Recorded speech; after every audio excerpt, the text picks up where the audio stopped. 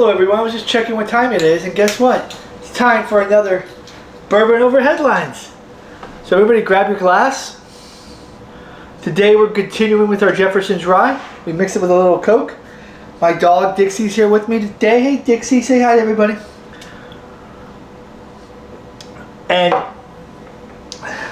today, in the world of towns, we're going to take a picture. So we're going to Rochester, New York, which is the home of maybe one of the most famous companies on the face of the planet. More on that later though. Let's begin. Rochester, New York. 1803. November of 1803. Three men, one of which was Colonel Nathaniel Rochester, Revolutionary War hero, bought a 100-acre plot of land to settle over the Erie Canal.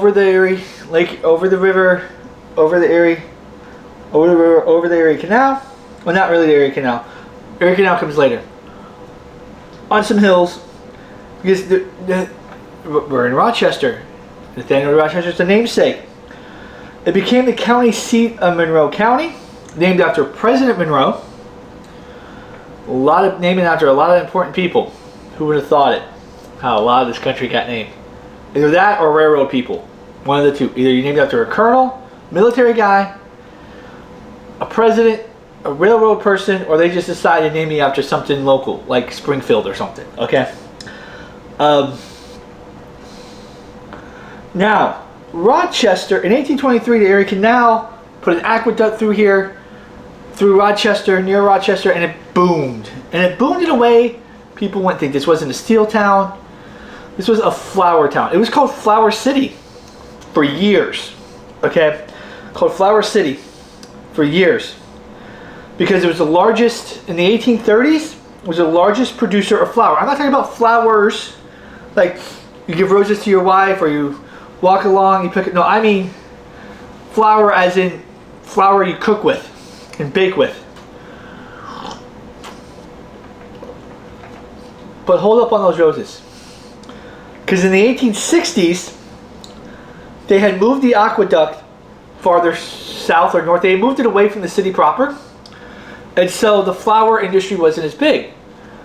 And apparently Rochester really wanted to maintain the name Flour City. Because they transitioned to nurseries and were named Flour City, this time for the actual flowers that we pick and grow and do whatever. So they wanted to maintain the name Flour City any way possible. So if we can't cook with the flour, we got to pick the flowers.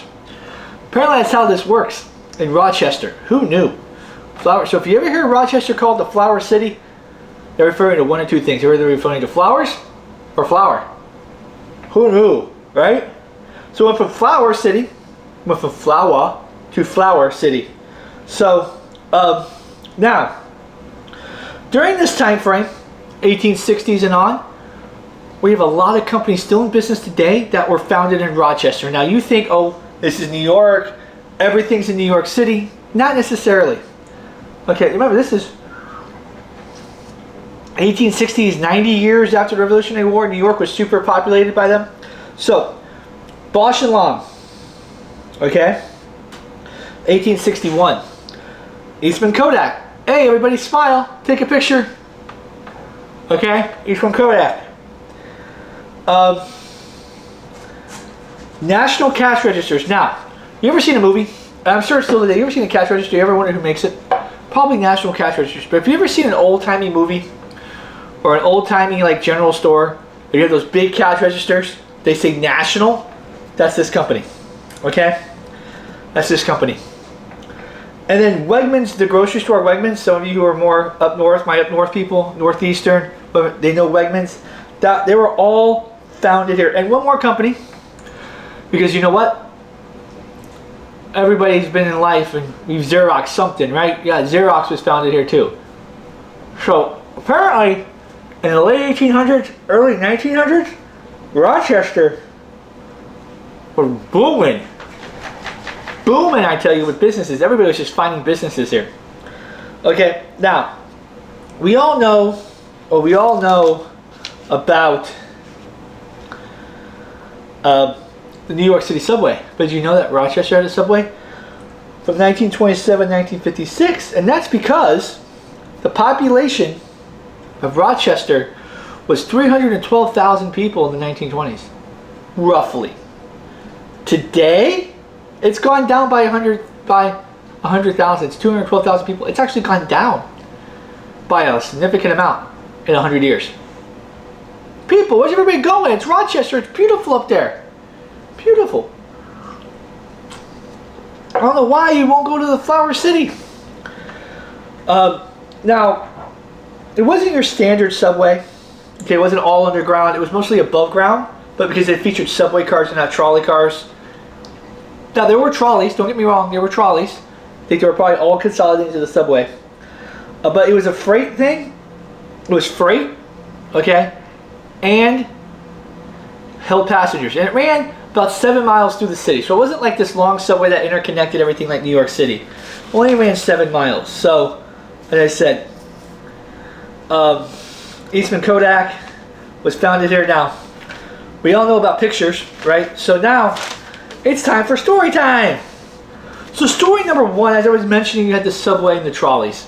So, we have a trolley that jumps the tracks at Monroe Avenue, tying up traffic. So, a Rochester and Eastern trolley car left the tracks at Monroe Avenue at Manhattan Street. Well, which interesting. The county and the island in New York City. Okay, Manhattan Street shortly after 8:30 o'clock. Doesn't say it in the morning. So in the morning. Okay, tying up traffic in Monroe Street for some time. So basically, during rush hour morning traffic, there was a trolley in your street. Think about that. Not an overturned car, a trolley car. Now these things probably had people on it. They weren't hurt, hopefully, but had people on it. Now they told the people that they could get transfers, but they have to walk to the transfer point. Well, it's the middle of a city with 300,000 people. Can't necessarily send them to. They all got different transfer points. And there's no Uber at this time, and you really don't want to pay taxis for everybody. All right. Now this happens more than once. Apparently they need to train their drivers better or get rid of these trolleys. Because these things seem to happen. These trolleys seem to jump the tracks. Someone got a lead foot on the trolley system going, trying to take that turn and it jumps it. I don't know, but it happens several times. Look, seems like they happen taking turns. Take a turn, they jump the trolley tracks. Drive a little slower, people. It's a trolley car. Got people's lives at stake. Drive a little bit slower. So, and again, I try to find interesting stories. That's interesting. That's of the time. Okay, you don't have trolley unless you're in San Francisco. You don't really have trolley cars. Okay, now this one I just find super interesting. An expert woodsman astounds people. Now let me give you an answer. How old do you think this guy is? So by expert woodsman, I mean like, you've seen these shows, maybe you haven't, but there used to be shows. I know when we went to Alaska, they have a lumberjack show. They're the lumberjacks, they take the axes, they like chop the wood, try to do it in half as quick as they can, climb up the long tree, the 20-foot pole as fast as they can. Guys like that, you seen those shows? Yeah, well this guy was doing it in the 1920s, and I'll give you 5 seconds. Not 5, but I'll give you a couple seconds to guess how old you think this guy was. Okay? He was 60. Oh, 60. This is 1925. Doing this type of stuff at 60 is impressive. Doing it today is impressive, and I guarantee there aren't 60-year-old guys going up there doing this with the wood stuff. At 60 years old, taking an axe and chopping wood, doing this fastly, doing all that stuff fastly. Can't speak today. Must be the rides getting to me quick. But no, fast. Doing this faster, doing it and impressing people at the age of 60. It's a pretty rugged guy, especially in the 1920s. The average lifespan wasn't much beyond 60 at this point. So that happens today. There are people there traveling shows, traveling lumberjack shows. But again, most of those people aren't 60. I'd be more impressed if they all were 60. Give me a bunch of 60-year-olds doing that faster than the 20-year-olds. That would be impressive. So, now, I want to ask everybody here a question. Okay? What happens when you put gasoline on an open flame? Anyone have an idea? It's an explosion, right? Headline: gasoline used to start fire gives undesired result. Undesired, not unknown. Big difference in those words. Gasoline and fire usually equal bang. The bang when the gasoline exploded. Gasoline explodes when it hits a fire. Who knew? People will never change. And this guy was working. I know people who do this for fun. Maybe that's the difference. But some people never change. Oh, let's put gasoline on a fire and see what happens. That happens 20 years ago. That'll happen 20 years from now, 30 years from now. It happened 100 years ago. So, an employee from Loomis Motor Corporation, yesterday afternoon, according to the report, the fire in the boiler room of the company would not start quick enough. So, he had a fire. Now, boilers, today we're used in most areas to standard heat, central air units. We have a unit outside, central air. But back then they had boilers. Put a fire in it, boils the water, it runs the heat, it goes, everything's done through steam, all steam boilers. So this fire wasn't moving, was not starting fast enough. So what does he do? What every good red-blooded American would do. Give me the gasoline, we'll start this fire right up. Yeah, this is what we're going to do. Now, luckily, as it says here, by the grace of heaven, he's not sleeping beneath the daisies. The plant was undamaged, he had minor injuries. Okay?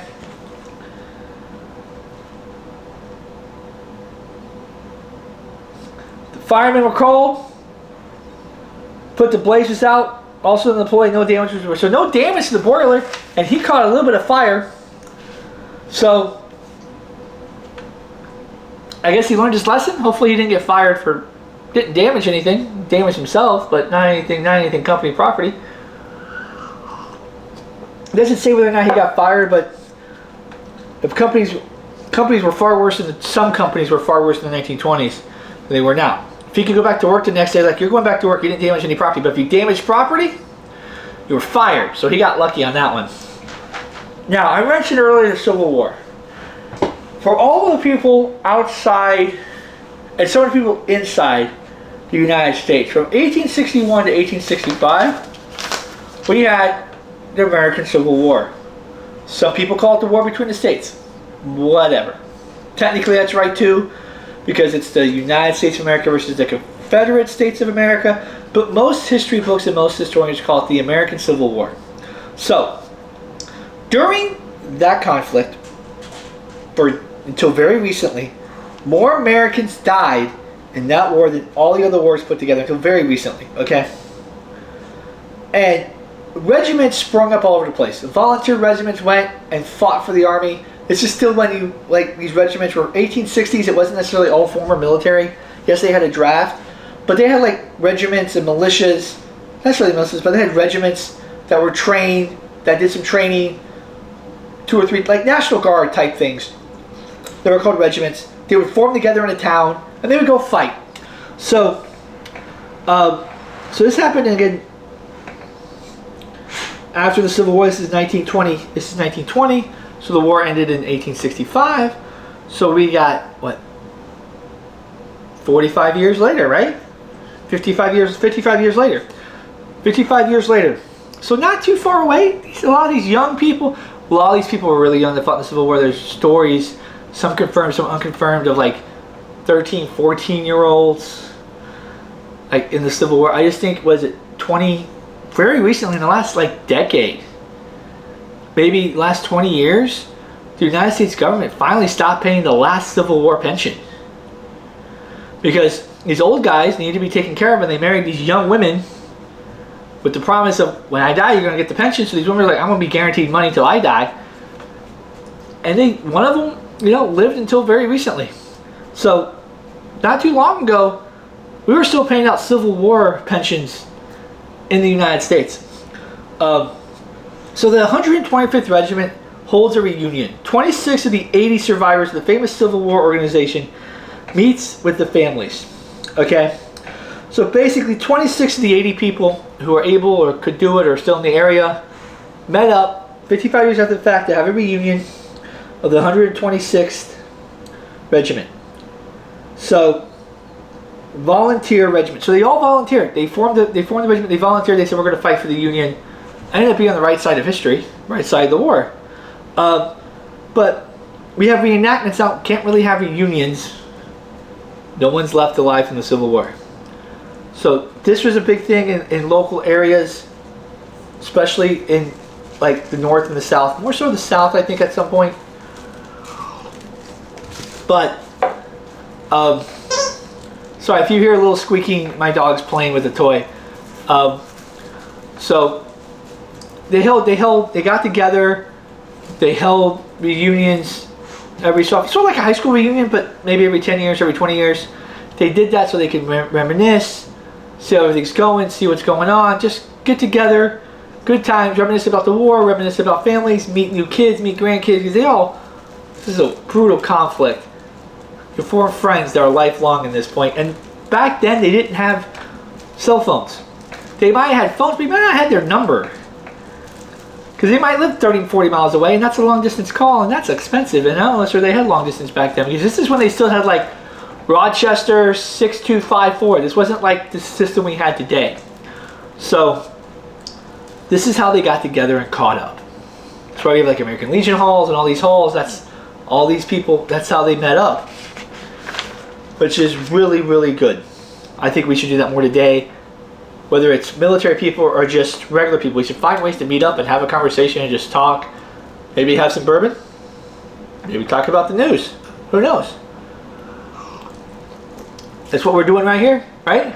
Getting together, having a conversation. Now, this story I find really interesting because the ending of the story I think would not happen today. Maybe you can, maybe you can. So, headline: Patrolman finds man with his leg broken lying under a fruit tree. Motorcycle officer, night art of Joseph Avenue Police Station on a complaint on Clinton Avenue dispersed a number of men who were said to be stealing fruit. So basically they were stealing fruit from a tree. Okay? Apparently the neighbor didn't like the fact they were stealing fruit from their tree, or the person who owned it didn't like the fact they were stealing fruit from their tree, so they called the cops on him. But when he arrived, he found that the invaders had taken their fill and departed. But one guy, under a plum tree, so they're taking plums. Now, plums off a plum tree, depending on what type of, they're very, very good. I've had good plums off a plum tree. Fresh plums plucked off the tree, very good.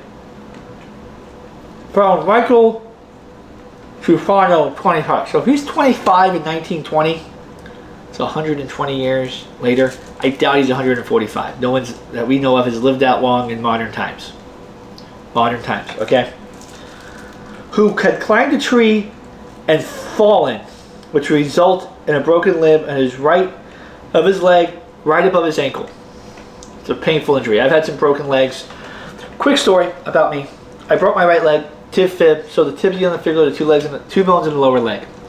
Okay. Decided to go bike riding. No, I was really young. Riding a bike back and forth to a summer camp. And it had rained that day, and I lost control of the bike somehow, went to the road, and decided I wasn't going to lose a game of chicken with the vehicle on the road. Car hit me. I broke my leg. The car had a huge dent in the wood, and that hurt. Huge dent in the hood. Huge dent in the hood. Sorry, I get too fast sometimes. My wife always tells me that. And I took off the passenger side mirror. You know, the mirror on the passenger side. I took that off. So I broke a couple bones. I just damaged the car. I call it pretty even. Just saying. So I understand a broken leg. It hurts. It does. And that's with modern techniques. It hurts. I imagine what it would hurt back here. So I've had a couple broken ankles. So I know the feeling, not being able to use your leg. Now here's the end of the story. After being attended by a physician in the neighborhood, guy was taken home. So, wasn't charged with anything, wasn't charged with trespassing on private property, wasn't charged with stealing fruit, wasn't charged with anything. He was just seen by a physician and sent home. I'm not sure that would happen today. They would charge him for something. Someone would insist he got charged for something. Trespassing, disturbing the peace, something. He would be charged with something today. Oh, they would take him to the doctor. They would arrest him, take him to the doctor, and then arraign him and then send him to jail. That's what would happen today. He wouldn't just be like, oh, let's go home. You're good. Okay, just don't do it again. So,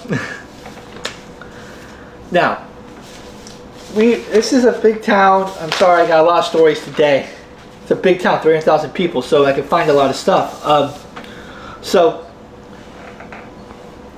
I live in Jacksonville, Florida. Now, Jacksonville, big city. Not necessarily people-wise, spread out. Many neighborhoods. Now, over the course of the year, there's many festivals. One of them's in Springfield. It's called Porch Fest, okay? Springfield's a neighborhood. It's an older neighborhood. It has old classic houses. People get on their porches. Maybe they invite some people over. They have food out. There's some bands playing. It's a big get-together. Speaking of that, on here, on, I think it's Maggie or McGee. It's M-A-G-E-E. You tell me. Avenue residents to hold a street dance. So they're holding a good old-fashioned street dance. Getting together, holding a street dance. All the residents of the city. They'll be dressed in their gala attire. So dressed to the nines. Oh yeah, dressed to the nines. Having a carnival atmosphere. This is a good old-fashioned. Let's get up in your Sunday's best. Get out and let's dance the night away. Okay, hundreds of Japanese lanterns. So the Japanese lanterns, the paper lanterns that light up in the bottom. Yeah, hundreds of those will be there. So now it'll start at 8 o'clock with games for the children because you have to have the children here. So there's games for the children run by the local YMCA.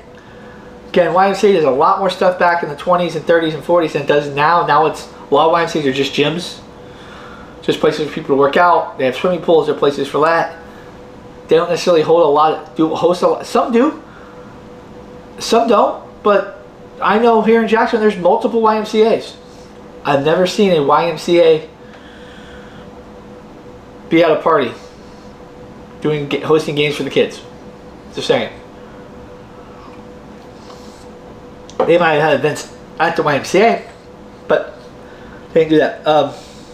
The dancing will start at 9. So, music will be there, and refreshments will be served. So they have refreshments. They have music. What more do you want in a party? This is 1920, so you can't have alcohol. Legally. I'm sure someone's sneaking in some moonshine. Guarantee it. They're having their shirts on, their hats, coming out with their cigars, just dancing the night away. Everyone's invited, although a small charge would be for outsiders. So, my question is, how are you enforcing outsiders? Do you know everyone who lives on the street? Let me ask you, do you know everyone who lives in your neighborhood? Much less your street. Do you know everyone who lives on your street? I live in a complex. I think we have 100, 200 plus in my little complex, 200 houses. They're townhomes, okay? 200 houses. I don't know everybody. I met a lot of people. I recognize people by face. I don't know everybody. So if we're going to hold a party as a community, I don't know how we would control outsiders. I don't know how they're doing it. Do they have someone there? You don't live here, right? What's your address? Nope. Okay, it's a charge. It doesn't tell me what the fee is. It doesn't tell me what the fee is. I find that interesting. They're holding street dances and charging people from the outside to do it, which is great, but I want to know where the money goes. To pay the YMCA, to pay the band, to cover the refreshments. Where's this money go? Is there a fund that this goes into to fund more parties? I don't know. It's like a really interesting, fun 1920s HOA that instead of enforcing rules, throw street dances. I want that HOA.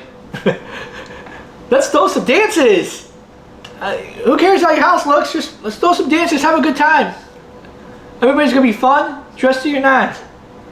Okay, now the last story I have is a little bit of a this day in history type thing, which I love.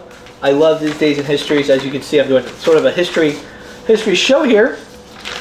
Just a unique way of doing history. History of cities, history of a lot of things. Now, so I found this day in Rochester's history, and it goes from 50, 20, and 10 years ago. So let's just find some highlights. Okay.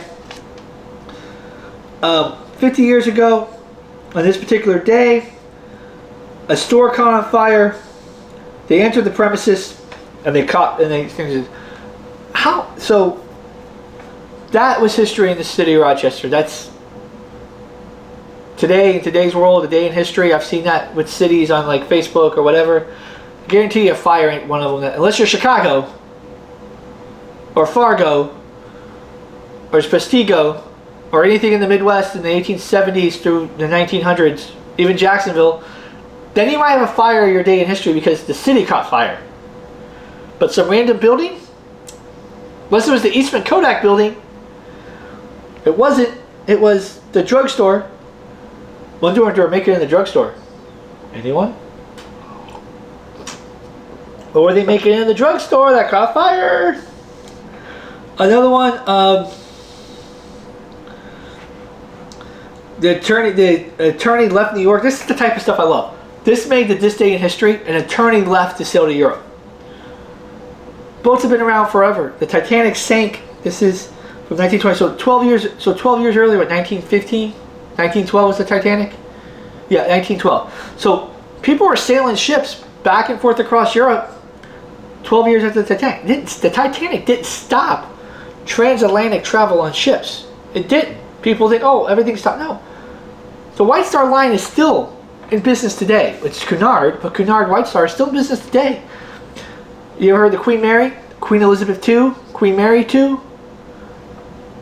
Those are the same company that did the Titanic. Think about that. That company is still in business today. So that all happened 50 years ago. So this is 1924. So 1884? 1894? 1894. 1894. Okay, so no, it says 1874.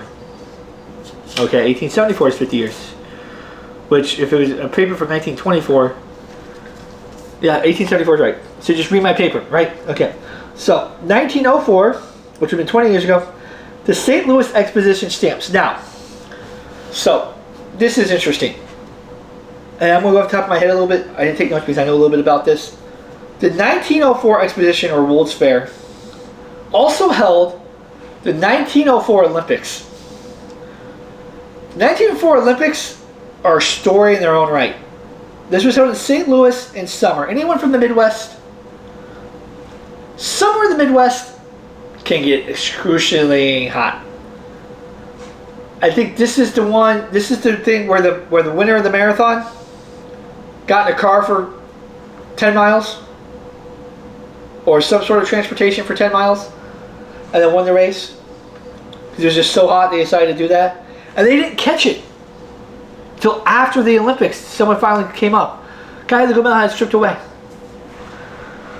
They had tug of war.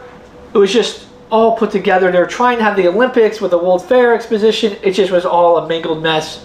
Might be why St. Louis has never had another Olympics since then.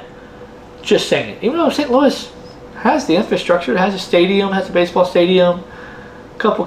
It could probably host an Olympics. I know the 2028 Olympics is in LA again.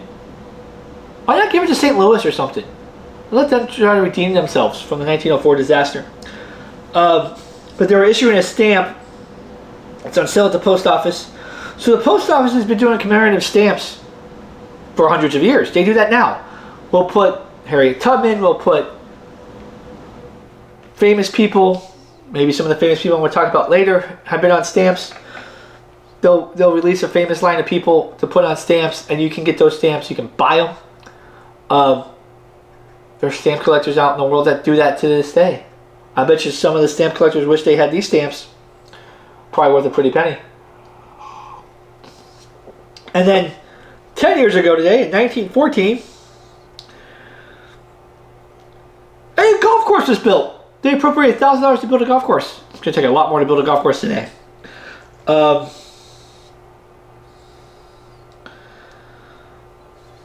then a housewarming party was held in the new building on Main Street. So, again, they're having housewarming. So whoever wrote this apparently likes fires and housewarmings. I don't know. Who knows? But just weird stuff they put in history of newspapers when they went through the history. Probably all these stories were printed in that newspaper, had more. So, as I said, so we're going to go with the famous people segment because there's quite a few that either lived here or from the area, or lived here or from here, whatever. So, let's start with Lou Gramm. Anyone know Foreigner, the band? Jukebox Hero, Cold as Ice, other songs, Cold as Ice. Yeah, so Lou Gramm, their lead singer, is from Rochester. Let's see what singers of bands from New York and Jersey. I don't know. So Walter Hagen was a golfer in the teens, 20s, and 30s, I think into the 40s, but the 20s and 30s were his prime era. Won many majors. Was a rival to Bobby Jones, which is fitting. We're on the cusp of Augusta National, which is the Masters, that's the Bobby Jones course. Walter Hagen was one of Bobby Jones' biggest rivals. Okay, now we're getting into more, and then we got Cab Calloway, famous guy in music, band leader. Anyone ever seen the Blues Brothers movie? He's in the first one, Cab Calloway. Guy does Minnie the Moocher. That was one of his famous songs. Have you ever seen that video that goes of the two guys tap dancing like up and down the stage and everything seamlessly? The leader of that song, the leader of that band, is Cab Calloway. He's a famous leader, lived till his 80s. Great guy, great musician. But now we're going to get into more history. Susan B. Anthony. Yes, Susan B. Anthony. Some of you might remember the Susan B. Anthony silver dollar. Okay? So she lived from 1820 to 1906. She was best known as a suffragette. So, as we know, across the world, women have gotten the right to vote, or the ability to vote, at different times at different places. In America, it was 1920. Now, she was one of the biggest proponents of women's right to vote. Sadly, she did not get to see it pass. It happened shortly after her death, about 10 years after her death, 15 years after her death. The 19th Amendment passed. 1920 was the 19th Amendment. She died in 1906, but if it wasn't for her and her fellow suffragettes, that wouldn't have happened. So now, famous lady, women all over the place to thank her for your right to vote. Now, interesting setup here. Anyone heard of Frederick Douglass, the famous abolitionist? Susan B. Anthony opened her home to Frederick Douglass so he could write and have a safe place to be in Rochester while he stayed there for several years. Interesting fact, the National Women's Suffrage Association also had a famous conference in Seneca Falls, New York. Frederick Douglass was the only black man at that conference. He made a speech. I believe, if I'm correct, that was his famous, was his 4th of July mean for a black man speech. I'm not sure, but I think that's the speech he gave at that conference. I think that's the speech but if not, it was another speech he gave. He gave a speech at that conference, the only black man, one of the only few males at that conference, but definitely the only black male at that conference.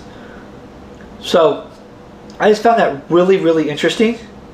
That, now Frederick Douglass, now, we think of Frederick Douglass as just an abolitionist, but he was a United States Marshal for Washington, D.C., he was a recorder of deeds, He was a U.S. Minister resident to Hawaii. So he had a lot of federal jobs. He was 1818 approximately to 1895. So he did a lot of stuff. He was a U.S. Marshal. Think about that. Frederick Douglass Marshal. There's a TV series anyone wants. Anyone want a TV series? Frederick Douglass, United States Marshal. Little historical fiction there. You don't know what he did as Marshal, but hey. A little historical fiction. Take a little grain of truth from history and make a TV show about it. It's not like we've ever done it before. Or maybe something new in the world of entertainment. Frederick Douglass, United States Marshal, coming at you this fall on Fox.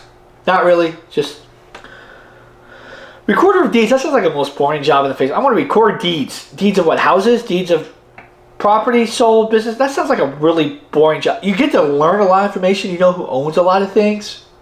The wrong person in that job could cause a lot of damage because you know who owns what and who doesn't own what. Maybe you're hiding assets from people you shouldn't be hiding assets from. It's a boring job, but that could be a very, very powerful position, especially back then when you had the machines and everything running. It could be a very powerful position if you want to take out your enemies. Just saying. The United States Minister resident to Hawaii, to Haiti. So Haiti, down south, Dominican Republic, Haiti, island Hispaniola. So basically he was the chaplain. He was the chaplain. He was the minister resident. So he was a resident minister in Haiti for the U.S. Wasn't an ambassador. He worked probably at the embassy though. Now,